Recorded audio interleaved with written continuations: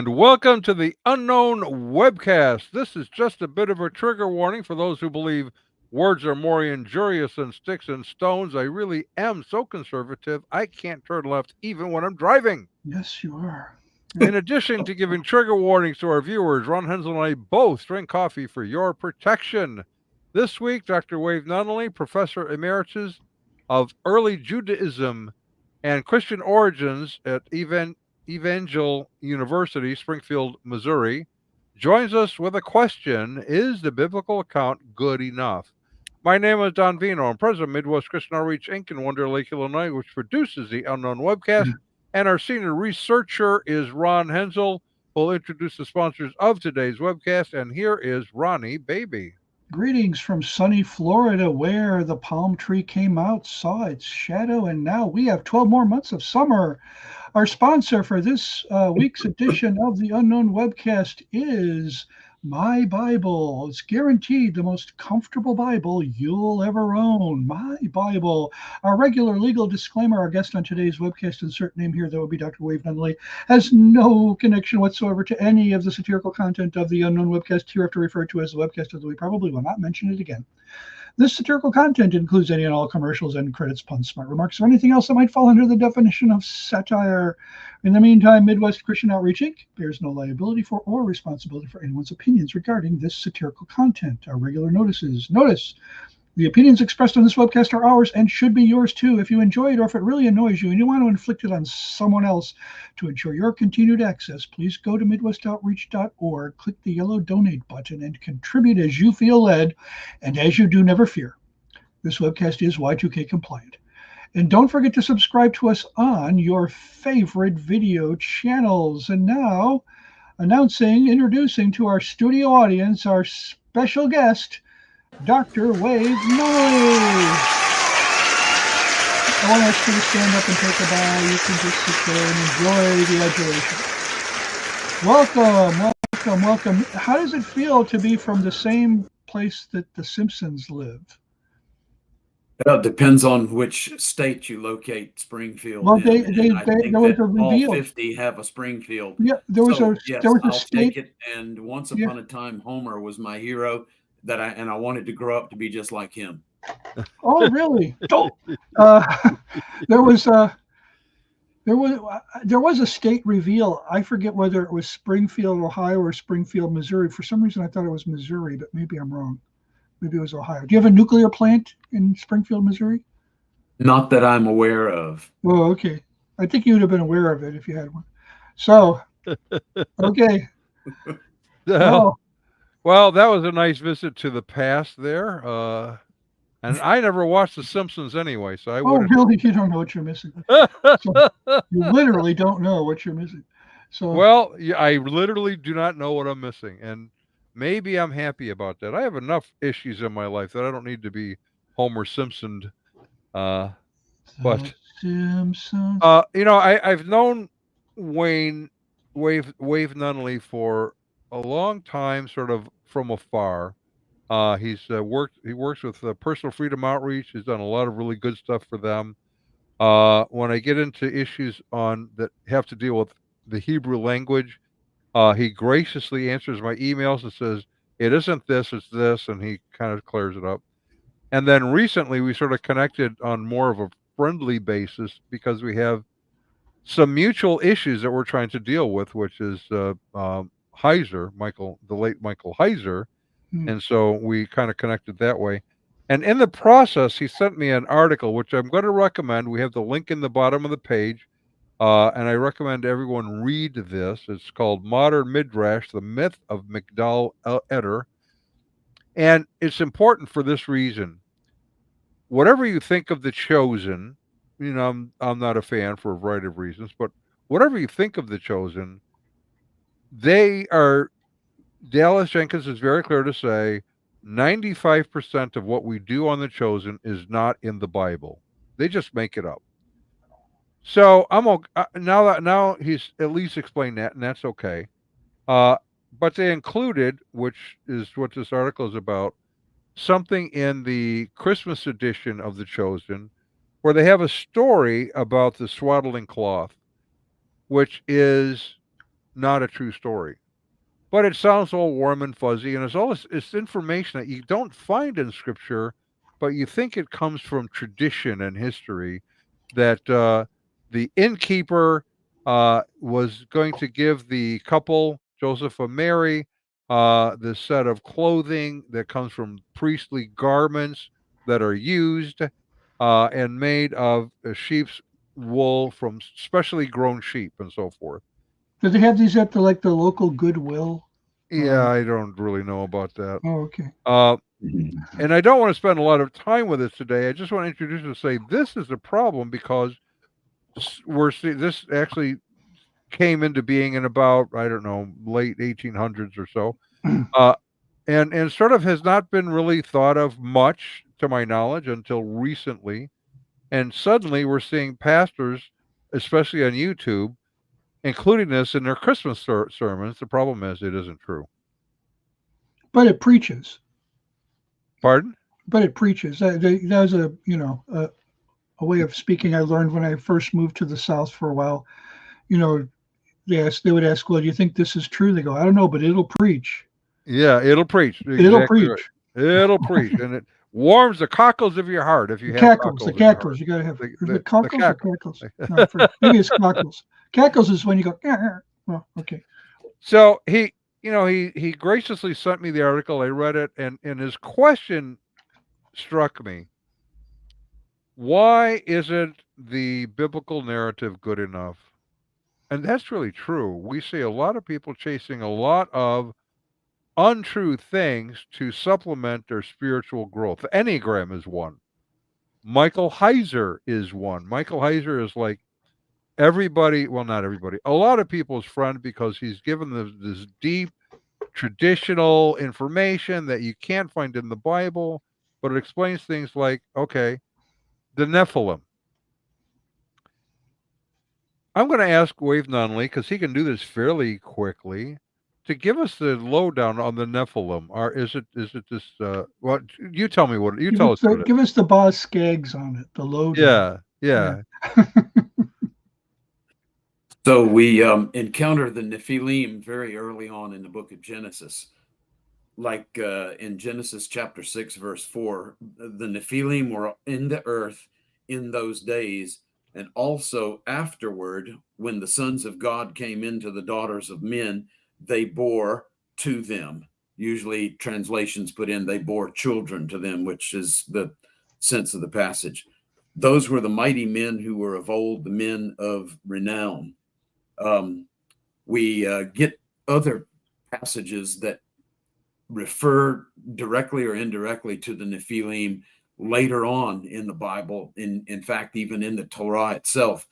For example, Numbers 13 talks about the Bnei Enoch, the sons of Enoch, who were from the Min HaNephilim, from the Nephilim.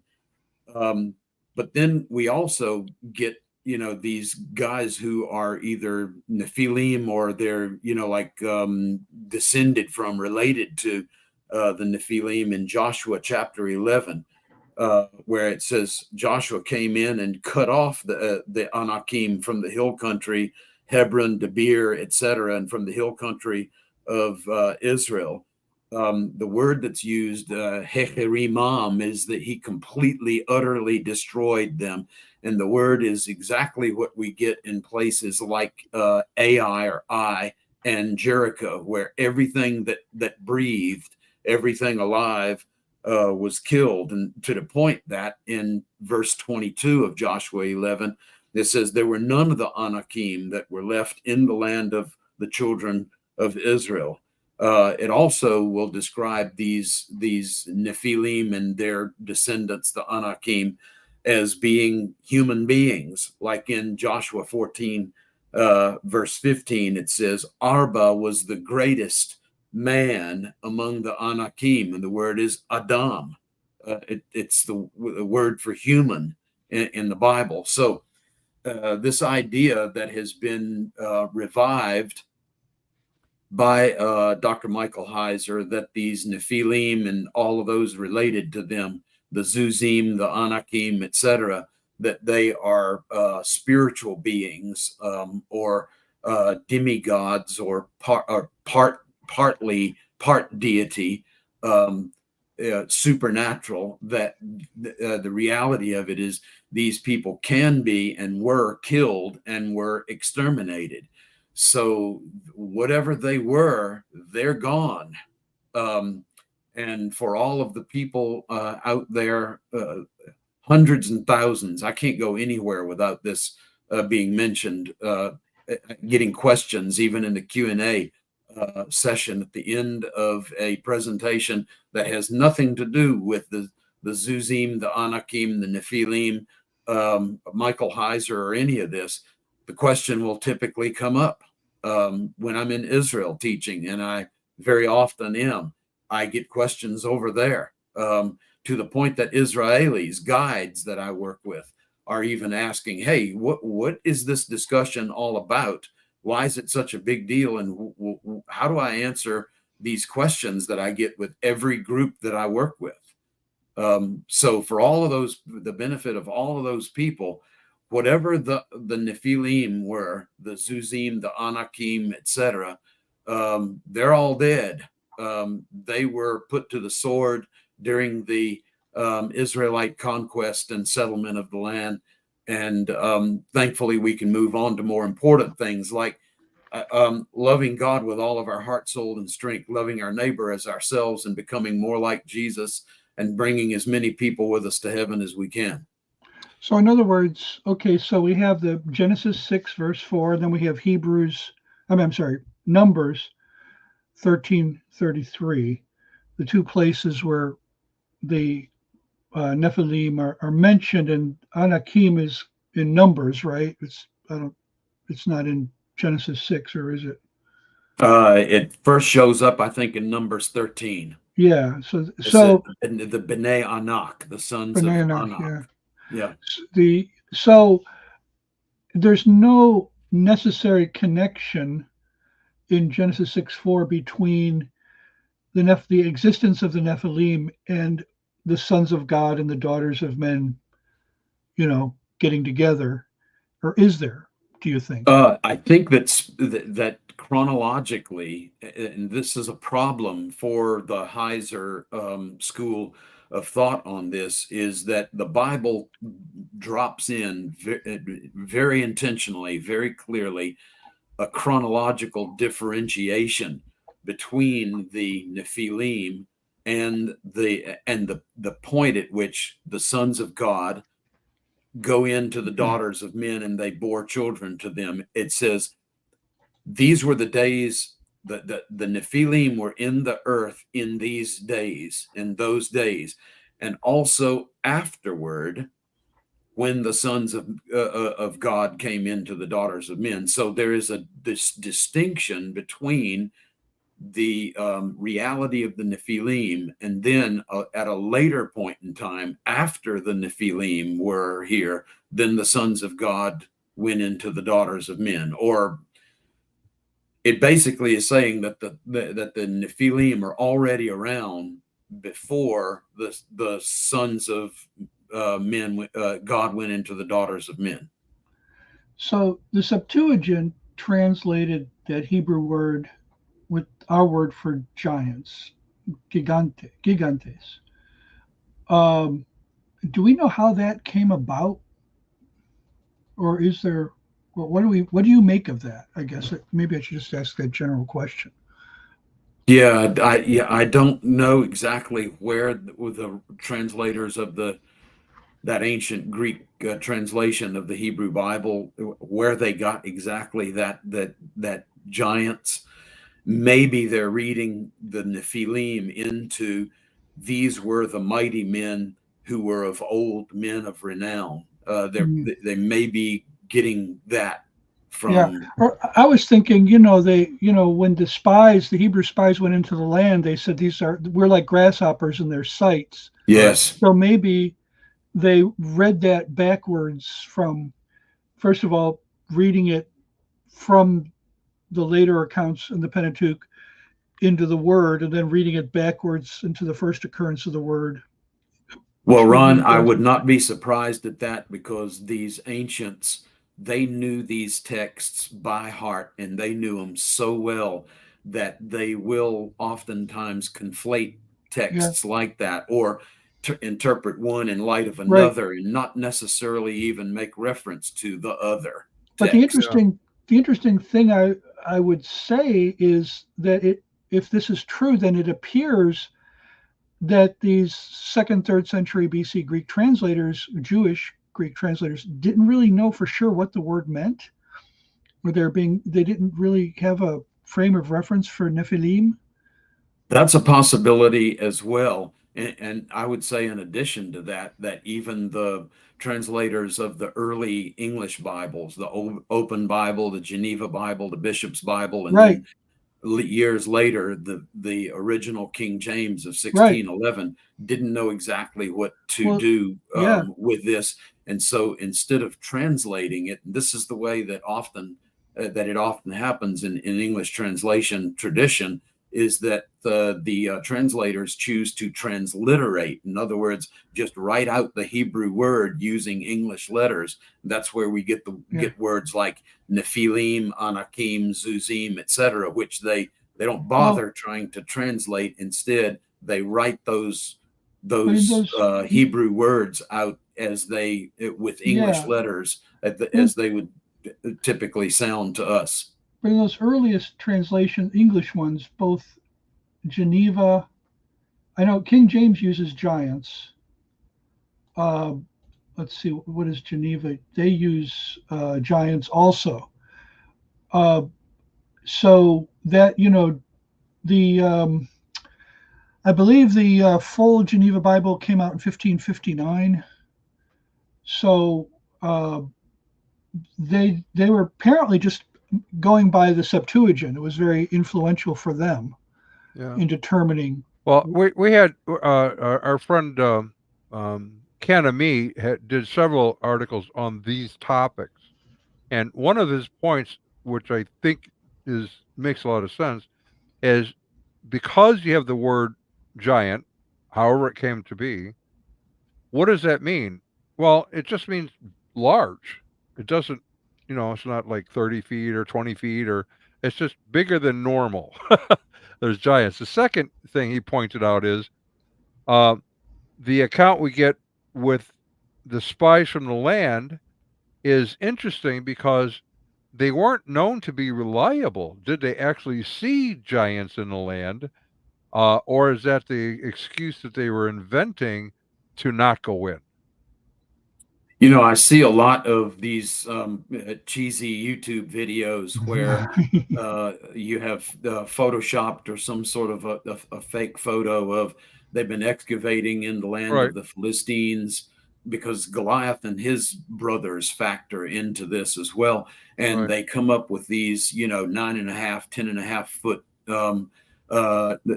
skeletons in sarcophagi that are shown to be being excavated, from under the ground. And those are none of those I've been able to find reliable. In fact, Goliath is mentioned as being, if you crunch the numbers, about 9.5 feet tall, according to the traditional Masoretic text.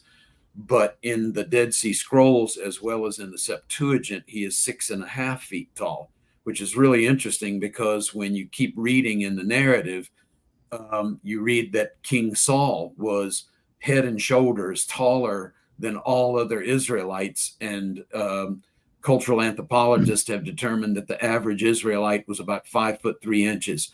So that would put Goliath and King Saul eyeball to eyeball. And that's, I think, the point of the narrative, is that it should have been Saul out there battling the giant, because Saul was the representative warrior, the greatest warrior of the people of Israel.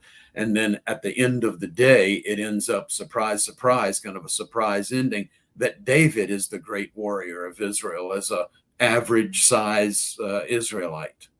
Yeah. Wow. That's interesting.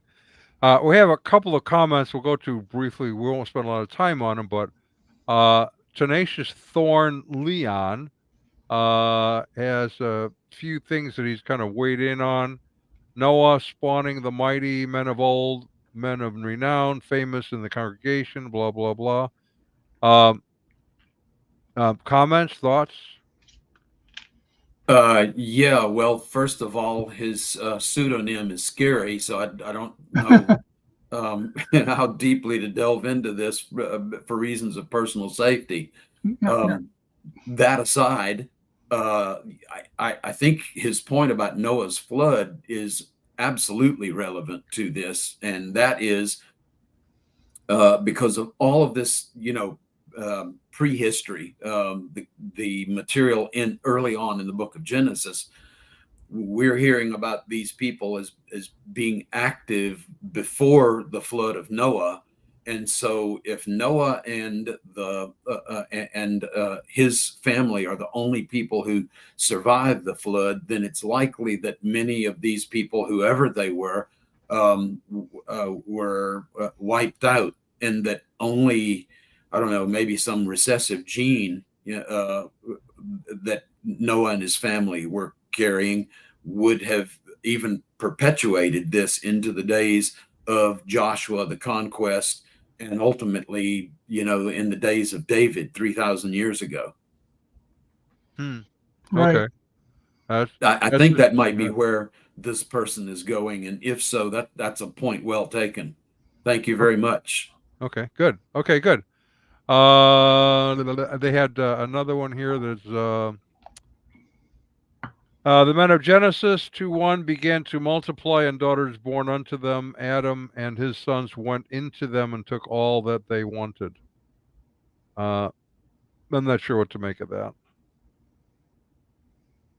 Was that a Uh, translation that somebody is? it's a comment that they put in. This tenacious thorn Leon again.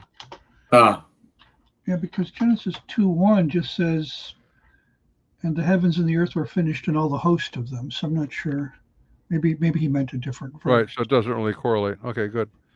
So what we've got in the Hebrew there is that they went into that is a phrase that has sexual connotations, and then that is borne out, no pun intended.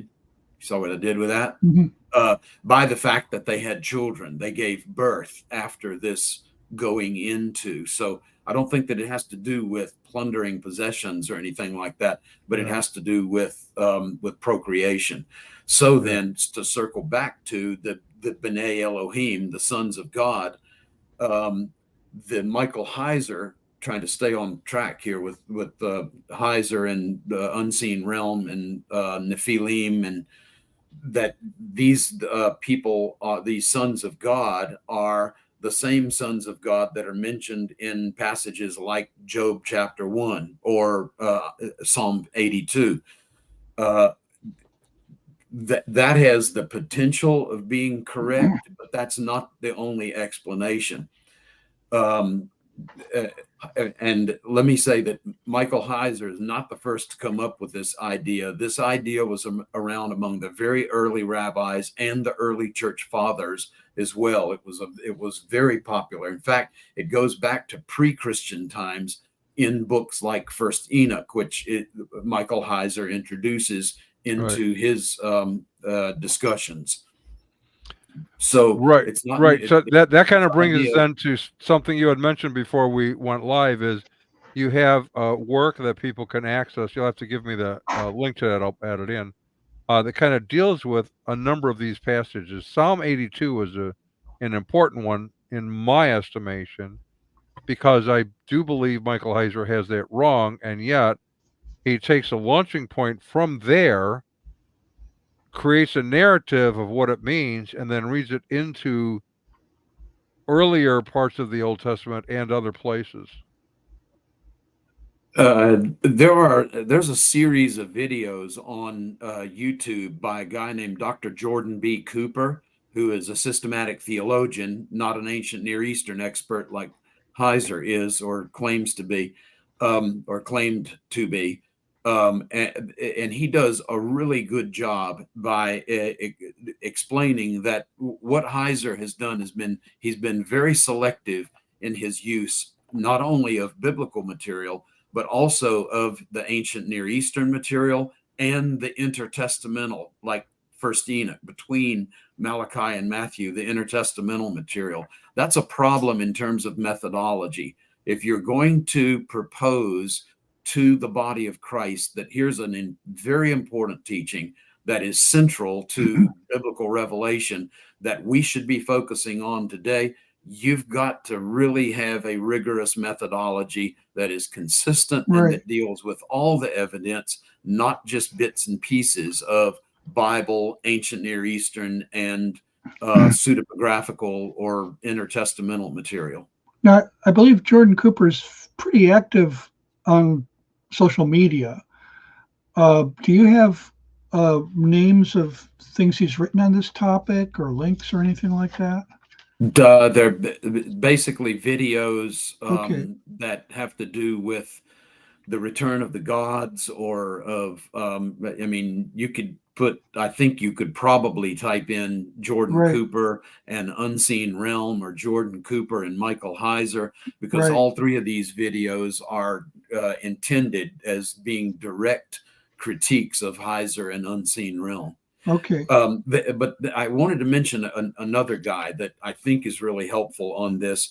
He's not, I don't think that he's a Christian. If he is, he's not an Orthodox Christian. He's not a conservative Christian.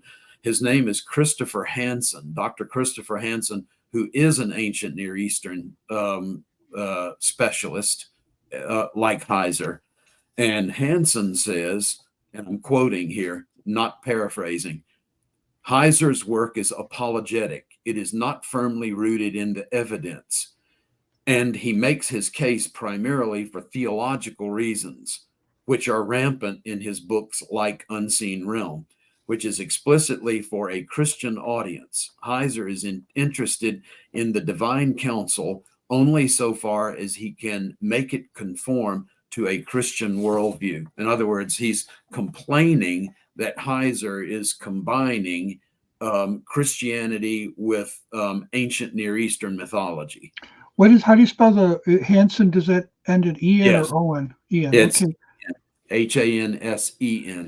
And so, other than the fact that he has an article that's very accessible on the internet. It's a free access there. Other than he's not happy that Heiser's trying to shoehorn this teaching into a Christian worldview, what is, maybe you're better equipped to answer, what is Heiser's particular agenda, his particular theological agenda, in saying things like there was this council of the gods? I mean, to me, it sounds Mormon. It sounds quasi-Mormon. What is his goal? Okay, so trying to establish motive is important in, like forensic investigation. The police do it all the time. Lawyers are doing it. Judges are doing it all the time. We're looking for motive, and it's not easy to nail down, Ron, as being one thing. I think one of the things, and it drives a lot of the preaching, teaching, publication, video production, etc. today, is the principle of novelty and novella. And that is the kind of the People magazine, what's hot, what's not, and trying to attract attention because you've come up with a new theory. Well, we've already established by reference to the early church fathers and the early rabbis that this is not new at all. And so I think that's a possibility. New maybe to this modern day audience, but definitely not new historically. I think another thing that Heiser is trying to do, and this is maybe in the direction of being a little bit more honest, him being more honest with himself, is that he's struggling with and trying to come to grips with, I don't know, 2, 3, 4 major passages in the Bible that seem to suggest that there is a multiplicity of gods and not just the one true God of Israel. And so I would grant him that. but I don't think that he does really any of those passages the justice that they deserve. So the church gets a new rabbit trail. Everybody's happy and excited about it. It ends up becoming a primary feature of people's faith system or theology. Right. Right. And that then becomes a problem, because if we're rabbit trailing, then we're not focusing on what John Wimber called what's main and plain in Scripture. Yeah. So, Dr. Norman Geiser, that was one of his things that he taught all of his students. The main things are the plain things. The plain things are the main things. And you get distracted from that with some of these things. So, but sometimes it's easier if you can have a Bible that really reflects what it is that you want to believe. Yeah. And we do have a sponsor that helps with that. We do, because we all know that awkward feeling when someone in a Bible study says, I wish the Bible didn't have all these verses about hell. Or when you're having couples devotions and your spouse says, I'm just not comfortable with verses that teach a traditional view of marriage. Or when you're sitting in church and you're thinking, why do all the Bibles I read always have to agree with what conservative pastors are teaching? Well, now that's why we're introducing My Bible. It's guaranteed to be the most comfortable Bible you'll ever own. We've spent literally minutes creating a Bible you can have that's perfect for you. You used to have to go down some dark back alley to get a Bible like this, but not anymore. Just write down all the places where you want to make your Bible more comfortable for you, and then email them to us or enter them into our handy online form.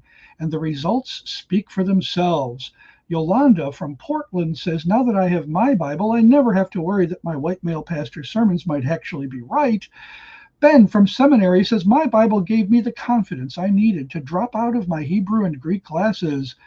Renee from Madison says, every single one of my anti-capitalist, anti-police, anti-social protest chants now comes from my Bible. So when someone throws an uncomfortable verse at you, you can say, that's not in my Bible, only at mybible.cult.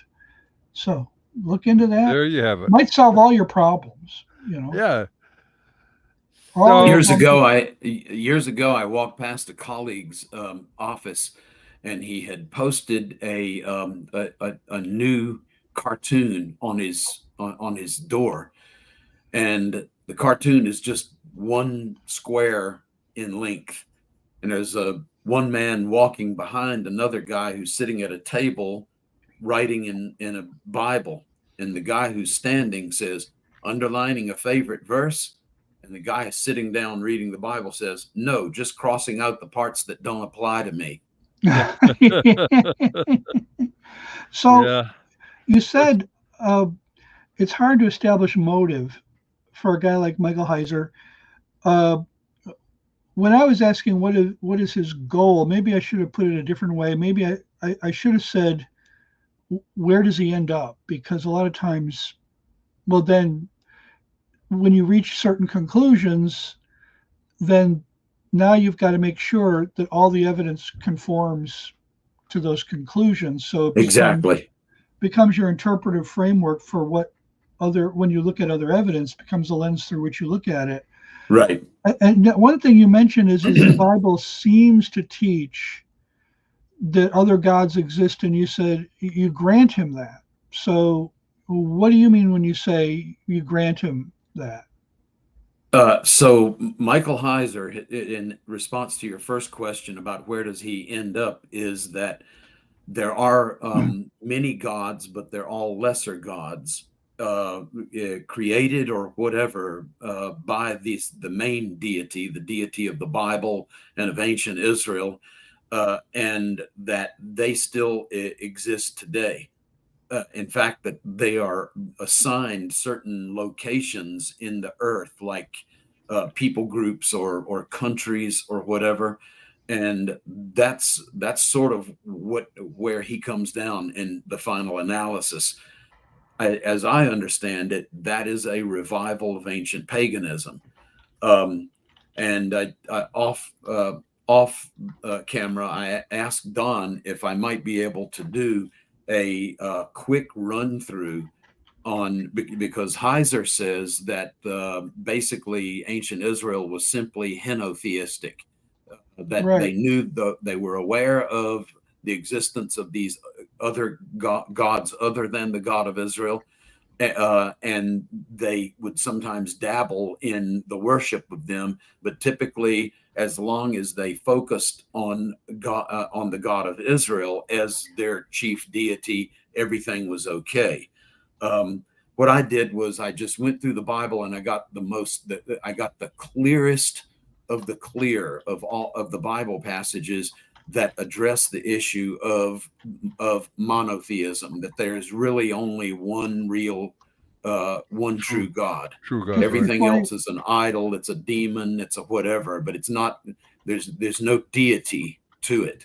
Before you share And that, is one I'd of, like to, sir. before you share that, is one of those verses Isaiah 43:10? Yes, it is. Okay, go ahead. I didn't mean to interrupt you more than just to ask that question. Yes, Yeah, you no, did. Yes, you did. I know you did. Among I'm not, others. I don't have time. I'm not ready to say any more than that. Go ahead. By my count, it's the second passage in Isaiah that we encounter that directly addresses the monotheism as the biblical expression of the nature of deity. Yeah, I'm preparing a slide right now with the verse. So, but I'll let you go, and I can show it whenever you guys are ready. All right. To me, So that's for the those, biggest one. is that okay to go with, Oh yeah, Go. please. that right please now, go. Don? Yeah, please go. All right. So for those who are taking notes, then you need to have your pen and paper handy and write really fast, because this is just a survey, and you can always go back and replay Yeah. the video. So the first time that we encounter the clearest of the clear about about a one true and only one God is already in the Torah. It's in the law of Moses, and it's in Deuteronomy chapter 4, verse 35. Yahweh, he is God, and there is no other beside him. 4 verses later, Deuteronomy 4, verse 39. He is God in heaven above and in earth below. There is no other. So you're getting this already in the earliest and at the most foundational level of the Bible. Deuteronomy 32, verses 37 and 39. They say basically the same thing. There is no other God beside me. 2 Samuel 7:22. There is no God beside you. 2 Kings 19:15. You are the God, you alone. 2 Chronicles 17:20. O Yahweh, there is no other God beside you. Psalm 86:10. You alone are God. Isaiah 37:16. You are the God, you alone.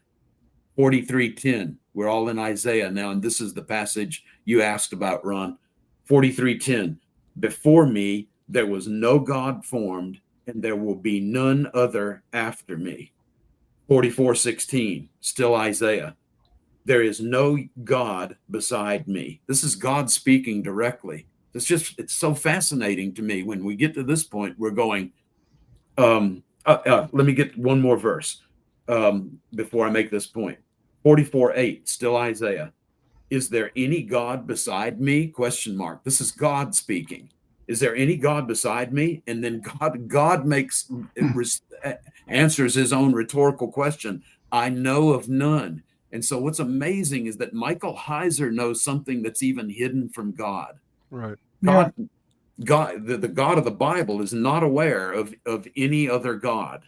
But Heiser and his acolytes are.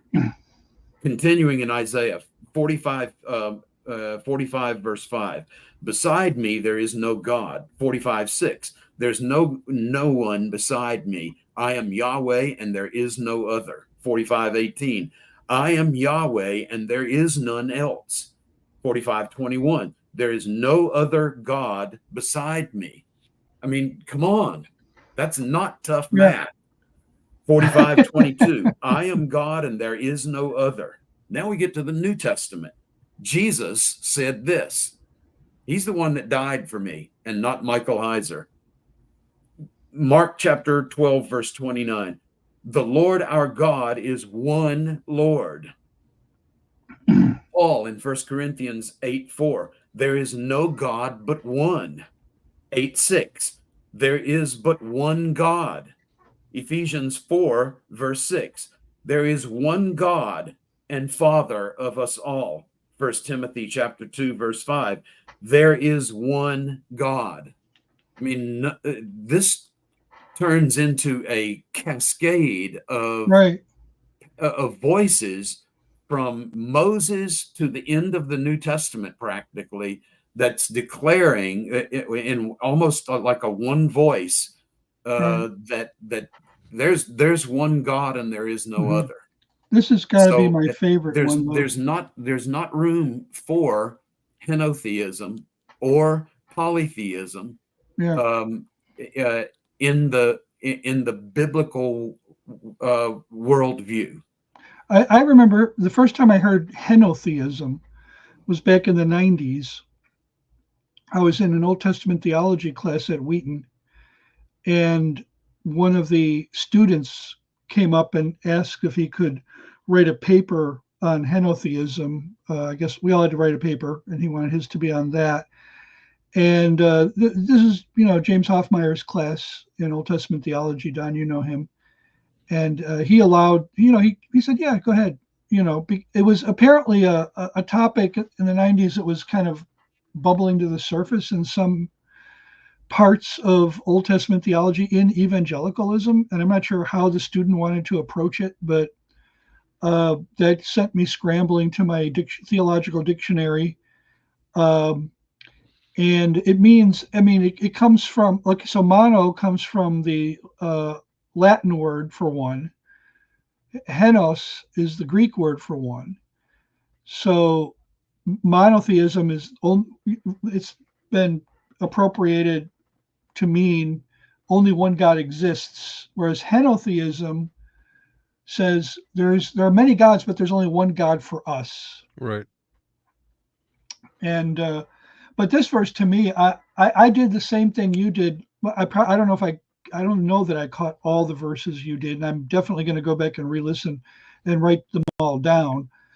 But I remember when I was witnessing to Jehovah's Witnesses about 40 years ago, and and they were saying, Jesus is a God, and I'm saying, well, I heard this one, I think, first from Walter Martin, and he had Isaiah is just loaded with them, as we heard, right. It's just loaded with them, but it goes all the way back to Deuteronomy, and that is right at the beginning of the nation of Israel. So there's so much. So this is pretty disturbing that a so-called Christian theologian who was the theologian in residence for Logos, right, would be eventually he went to a church in Florida, found a kind of the church, the school of the supernatural. Interesting guy. So we have a couple questions though. One relative to what you just laid out, because the scriptures do teach that there are many gods, but they're false. There's one true God. All others, by definition, then, are false. They're gods in the sense that there are objects of worship. Yes. So what the New Testament, what the Bible does not try to cover up is the fact that human beings, ancient Israel included, were often led astray into the worship of false gods. Right. So the Bible doesn't cover that point up, that there are people back in ancient times who have a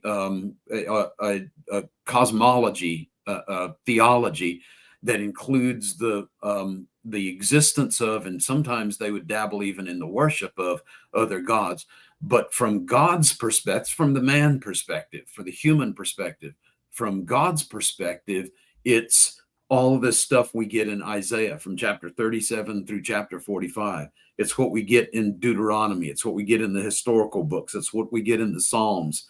It's what we get in the New Testament. In other words, every section of the major section of the Bible is making this from God's perspective. Sometimes he's even the one who's making the declaration. There is no other God beside me, we're hearing in passages like Isaiah 45:21. We're getting God's perspective on that. We're getting a well-rounded, full-orbed perspective from the Torah all the way to the end of the New Testament on this. The true cosmology, theology, is there is one God, one true God, and everything else is a rabbit trail. Yeah. So how popular is this unseen realm theology? I don't know if that's the name of it, but Heiserology, you know. Yes. So Ron, I travel a lot because of preaching, teaching, doing seminars. We lead study trips, not tours, but study trips to Israel where we study the Bible in context and on site. And it comes up with every group in Israel. It comes up everywhere I visit in terms of local churches, study groups, etc. I get it from seminary students, people all the way to the doctoral level. It's the question that I am asked everywhere I go. What do you think about? Where do you stand on, etc.? Right. Well, I have three here that we want to try to address. One of them, I'm not sure why it's relevant. Tenacious Thorn Leon seems to think it's a very important passage that we need to deal with. And it is from Numbers 16:2. Let me get this. Which reads basically, and they rose up before Moses with certain of the children of Israel, 250 princes of the assembly, famous in the congregation, men of renown. Is there anything special about that? He's alluding to serpent seed. I'm not sure why. The men of renown phrase goes back to Genesis 6. Okay. And I don't know if it's the same in Hebrew, but it's translation. I don't know if that's what he's appealing to. I'm not sure. It doesn't really persuade me that there's some kind of Nephilim giants wandering around. If that's what he's alluding to, it's unclear. But okay, yeah, the phrase is exactly the same. Anshe Shem. It means basically people of great reputation. Anshe is the construct plural of ish, and ish is just a common word for man. Okay, so it's not pointing back to a particular being in Genesis 6. It's only using a similar language about a group of people in Numbers. It's simply the reuse of a phrase that means people who are well known, people who have like made a name for themselves. Anshe Shem is just men of a name, literally. Okay. It's not suggesting giants. It's not suggesting spiritual beings like demonic spirits or whatever. I mean, there's plenty of other biblical language that is floating around and available to make that kind of point that just isn't used. Right. So if we did a similar kind of a usage of, say, the word champion in modern America, for example, that would be a good synonym. Right. He's a champion, or they're champions. It could be football, basketball, running for president. How about just their celebrities? Just a celebrity. Celebrity, right? The new word is influencer. Yeah, right. yeah. Influencer, right. So you can't read too much more than that into it. It just tells us that they were people of high reputation. That's really all it's saying. Yes. It's almost like tribal elders or clan elders. Oh, gotcha. Okay. So that's one. And Folks who have a position in the community that is recognized. right. Okay. So that's good. And the reason that that's mentioned there in number 16 is because these people are going to come in and they're going to do some arm twisting. There's a reason why these people are described this way, and that is these are folks who have cachet, they have clout, and they approach the God's leadership with new ideas and take the nation off on a rabbit trail. So there's a wonderful corollary there for sure. Yeah. Well, right. And so I like that because, again, this goes back to something you and I have talked about a lot, and that is, what is the context? Because words, and Ron tells me this all the time, words have a range of meaning. So it could be this, or this. The context helps us understand what the words should mean to us as we're reading it in its historical grammatical context.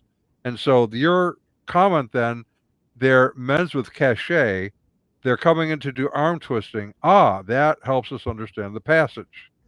That it also fits. That's really the test.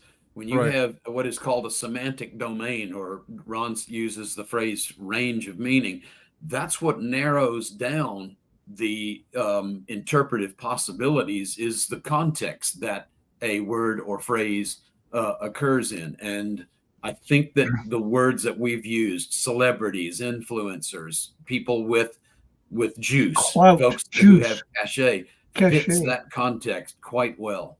Yeah. All right. Krista asked a question that comes around to her from time to time. A little off topic, not really, because people misuse passages that are sort of obscure and read meaning into them. Here's one of them. I've heard Heiser and others teach that demons are the spirits of dead Nephilim. Suffice to say that we can all agree that demons are fallen angels, but how can they be Nephilim? Those are people. About 10 years ago, maybe 8 years ago or so, I was riding down the road with my granddaughter, who was 12 years old, let's say then, 12, 13 years old. And she said, Papa, did you know that the demonic spirits are the spirits of the dead giants, this Nephilim? And I went, no, I didn't know that.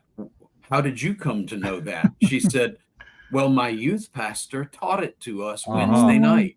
Goodness. Thank you very much. Right here in Springfield, Missouri, in the belt buckle of the Bible Belt. And so unfortunately, there's not always enough Bible under the buckle.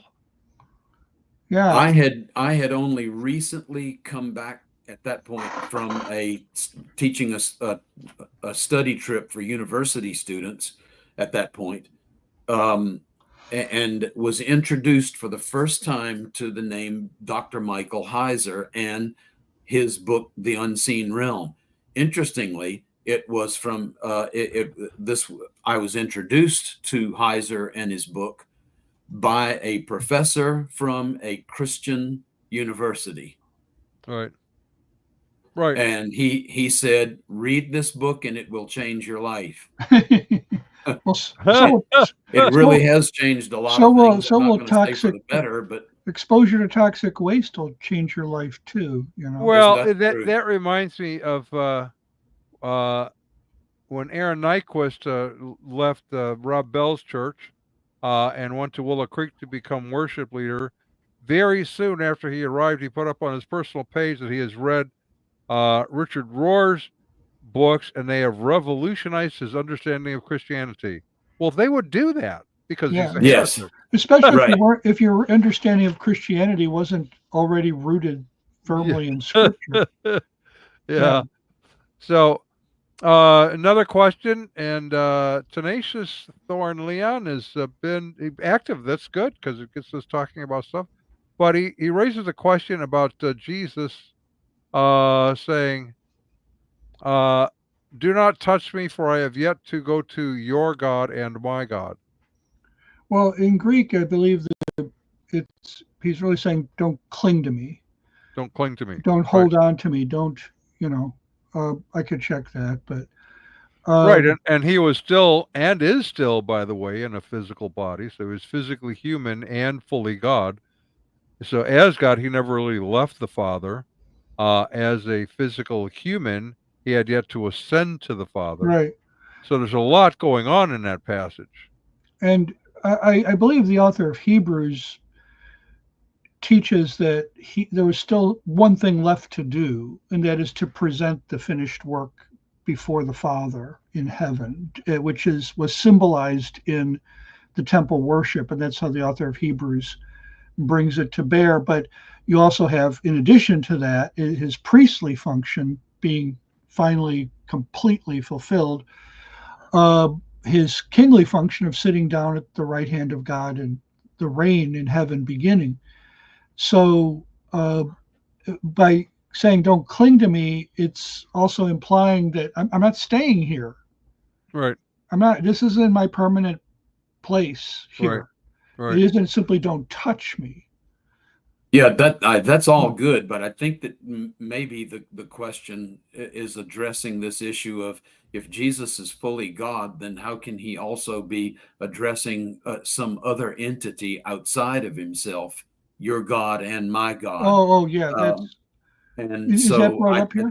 that's relatively easily dealt with Mhm. as well, and that is, Jesus recognizes fully his own deity, but he also recognizes that he is one with the Father. I and the Father are one. Right. He who has seen me has seen the Father. So this is just close identity. Yeah. As you know, we're one and the same being, just maybe in possibly revealing ourselves in different ways or different aspects of the character of the same God. But there is a very clear and consistent theme of the subjugation of the Son to the Father. And Right. this is from the teachings of Jesus onward. Father, if it be your will, let this cup pass from me. Nevertheless, not my will, but your will be Right. done. And you get this all throughout the letters, and even into the book of Revelation, where Right. the Son makes a cognitive, a voluntary choice to subject himself to another characteristic or aspect of the deity that is expressed in the word Father. So I don't have a problem with unity or the oneness of Right. God here, as expressed by Jesus, or any of those other places that show subjection of the Right. Son to the Father. We do have other passages like, I and the Father are one. He who's seen me has seen the Father. And I only do things I see the Father doing. yeah, I would say that when he says my God and your God, he's saying, you know, he's my God, but not in the same exact sense that he is your God. Yeah. Because of the So incarnation. here's something I noticed, because it comes up in this question he just raised. How is Jesus to sit on the right hand side of himself? Now, really, what that does is it tells us that the individuals asking these kinds of questions, Jehovah's Witnesses do the same thing, Right. really view God as a very large man. They have a paganistic view of God. He's just a really large man. He's physical and therefore can't be in one another. Whereas God is a different life form than we are. And as such, he can do things that we cannot do.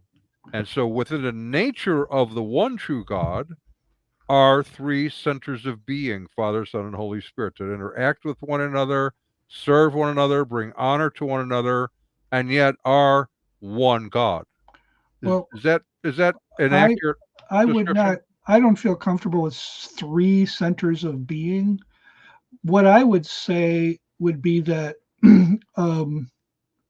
that when we look at Christ, we're looking at a person who is both God and man. Right. He is one. He is fully God, full deity, and full humanity, united in one person, the person of Christ. So, when we look at Christ, we're not looking at only deity. We're also looking at humanity. And in this union of humanity, and since humanity is a creature, humanity is part of creation.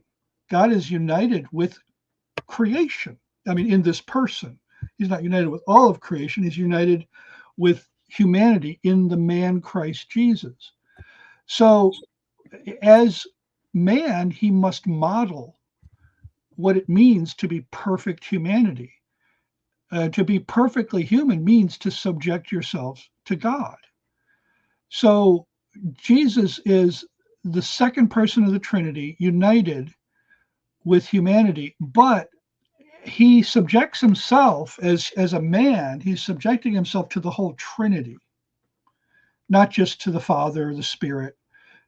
The whole Trinity is indivisible. They're inseparable. And so when he sits down, you could say at the right hand of the Father, but because he was man, Jesus related to the Trinity as Father, even though he was the second person united with humanity. We start to get into some pretty deep weeds in terms of mystery, but we're just going by the revelation as revealed in Scripture. So it is a matter of confusing.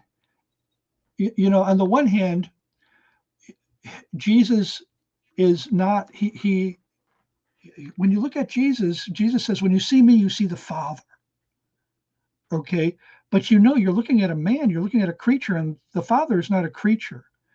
So what does this mean? Well, I think we have to turn to the beginning of Hebrews. He is the exact imprint. He is the character stamp of the whole of deity, which all of God is, the second person is full deity, just as the Father is full deity, just as the Spirit is full deity. These personal distinctions are extremely important, but they're really mysterious. Okay. Now I'm going to let Wave have the last word on this one, because we're over time, and he has other things happening in his life today. So you get this idea of this union of these two different manifestations or aspects of deity already in the early 3rd or late 4th century BC in one of Michael Heiser's favorite books, the book of First Enoch. As I recall, it's in chapter 46, and there this Son of Man is being extolled to the nth degree, and he is even sitting on the throne of God. Enoch's not at a point yet developmentally where he would call this the throne of the Son is sitting on the throne of God the Father, but he ends up being enthroned and seated in the same throne with the God of Israel. This is the first look that we get at the Son of Man being deified. You get it later in the Dead Sea Scrolls, for example, in a sectarian text that's called 4Q Melchizedek. I'm sorry, 11Q Melchizedek. And there he is described as God, as having all the attributes of deity. But that's in the 2nd century BC. I think the earliest we can track this back is probably to First Enoch. And people are beginning to recognize. I actually wrote part of an article. I co-authored an article that raises the question: is there in Palestinian Judaism an idea that the coming Messiah would be divine in his nature? And basically all of scholarship, except for John Collins, who's a Dead Sea Scrolls scholar himself, except for John Collins, has answered that question. No, there was no idea of a Messiah, a messianic figure coming who would be divine in his nature. Well, I agreed with Collins on the basis of texts like 1 Enoch 46 and 11Q Melchizedek, and lots of other stuff going on out there, stuff in Philo of Alexandria, and a little bit of off the beaten path stuff. That I'm not saying that there was a majority of, or that everybody in first century land of Israel Judaism was expecting a divine Messiah. In fact, that may be one of the reasons why there was such an incredible following that Jesus developed in his lifetime, even according to the first century Josephus, the historian Josephus, who said that multitudes followed Jesus. This is not something that, like the liberals say, that was made up. His popularity was made up later by the gospel writers. That's a myth created by modern scholarship. That won't bear the weight of the sources, either biblical or extra biblical, like Josephus. Right. I'm not saying that everybody did, but I'm saying that there were people in the first century who were expecting a Messiah who was divine in his nature, and they very much resonated with Jesus and his message. So when you get this, wasn't the passage that that the questioner raised coming from the book of Revelation? Is that right? Which question? The Bible passage that was quoted. No, that's in the Gospels, right? And right now I've got my screen kind of busy, so I can't really. Yeah, I do too, because I have so many questions coming in here. My God and your God. That's what we're talking about. How could he? How could he sit next to himself? Yeah. Okay. Well, the reference is either Jesus talking about being seated at the right hand of God, or it's something coming from the book of Revelation, one way or the other. What I'm saying is that there are antecedents to that as far back as possibly the late 4th century BC, or at the latest, the early 3rd century BC, that then comes down to us in the Dead Sea Scrolls. There's a rabbi or two, Rabbi Yudon, who is playing around with this idea.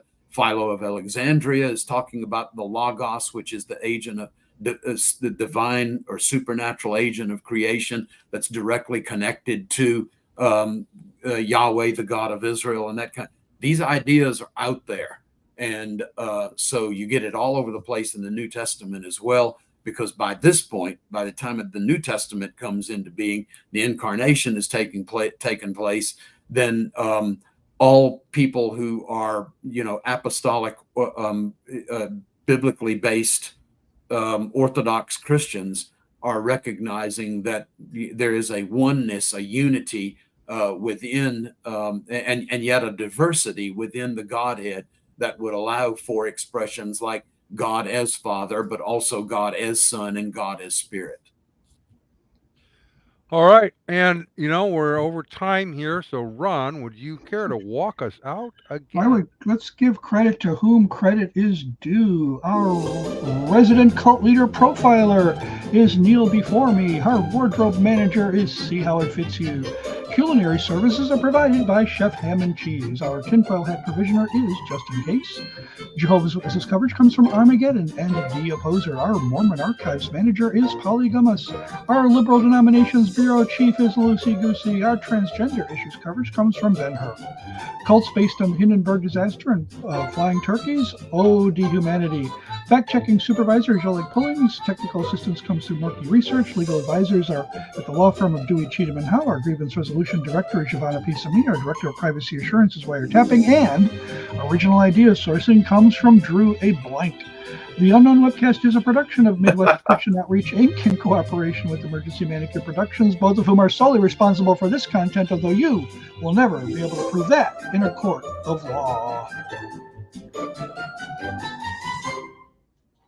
There you go. That was great. Thank you so much, Wave. And you guys are hilarious. We will see you all later.